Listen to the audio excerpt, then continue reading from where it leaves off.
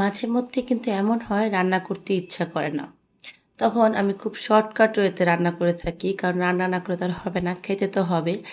এজন্য এখানে চাকতোল আর পটল আমি ছুলে নিয়েছি। চাকতোলটাকে একটু ছুলে এরকম মোটা, মোটা করে কেটে নিয়েছি। সাথে পটলটাকে খুব ভালো করে এঁচড়িয়ে পরিষ্কার করে আমি মাঝখান থেকে চিড়ে দিয়েছি।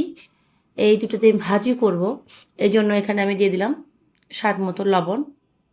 তারপর লবণের সাথে আমি দিয়ে দেবো হলুদ গুঁড়ো। এটা আমি হাফ চামচের মতো দিচ্ছি। লবণ আর হলুদ দিয়ে এটাকে খুব ভালো করে আমি মেখে নেব।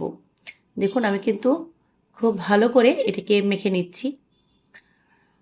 যেটা বলছিলাম ভিডিওর শুরুতে যে অনেক সময় কিন্তু প্রতিদিন রান্না করতে ইচ্ছে করে না। মেয়েদের রান্না করতে হয় কিন্তু সেটা প্রতিদিন কিন্তু ভালো লাগে না। তো রান্না না করে তো পারা যায় না।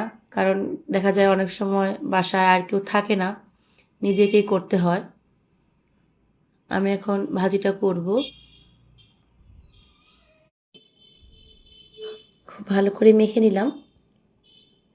এটা একত্রে করব। এজন্য এখানে আমি কড়াইতে দিয়েছি সর্ষের তেল। ভাজিটা আমি সর্ষের তেলে করব।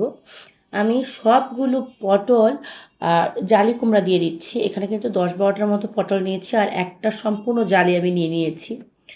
অল্প সময় ভাজি করার জন্য এটা কিন্তু একদম পারফেক্ট ওয়ে। কে, কে এভাবে করেন একটু কমেন্ট করে জানাবেন। আমার যেদিন রান্না করতে একদমই ইচ্ছে করে না বা রান্নাঘরে যেতেও ইচ্ছে করে না, কিন্তু মানে খেতে হবে এই কারণে যাই, তখন আমি এইভাবে শর্টকাট ওয়েতে রান্না করি। আমি সব দিয়ে দিলাম। এটা জাস্ট ৫ মিনিটে ভাজি হয়ে যাবে।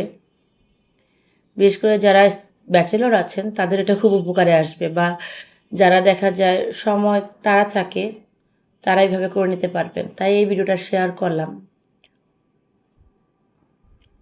এবার হাই হিটে আমি ভাজি করব। এটা ভাজি করতে খুব একটা সময় লাগবে না। ৫ থেকে ৭ মিনিটের মধ্যে হাই হিটে করলে ভাজিটা হয়ে যাবে।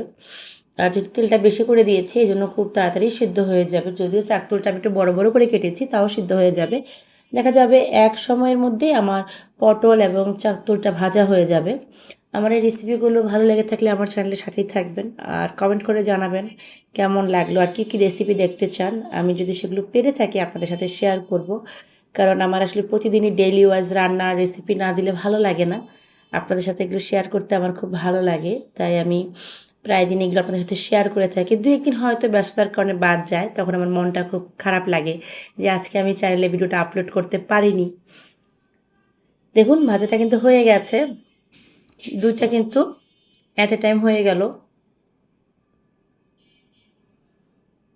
এভাবে শর্টকাট ওয়েতে আপনারা রান্নাটা করে নিতে পারবেন।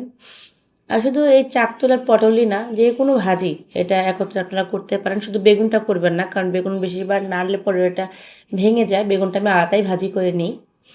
আবার অনেক রান্নাও আছে এরকম অল্প সময়ে হয়ে যায়, সেই রেসিপিগুলো আমি শেয়ার করব। সবাই ভালো